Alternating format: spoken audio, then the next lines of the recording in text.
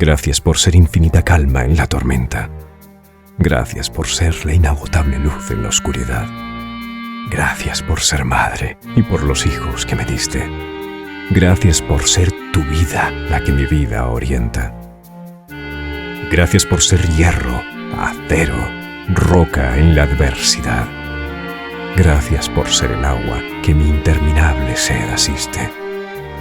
Gracias por ser, sobre todo, amiga, amante, esposa. Gracias por ser el lecho donde mi alma reposa. Gracias por ser el alimento de mi hambrienta poesía. Gracias por ser en mi huerto níspero, aguacate, sandía. Gracias por ser la dulce medicina de mi alma loca. Gracias por ser en mi jardín clavel, jazmín, pasionaria, dalia, rosa. Gracias por ser tus labios rojos, lo que el amor convoca.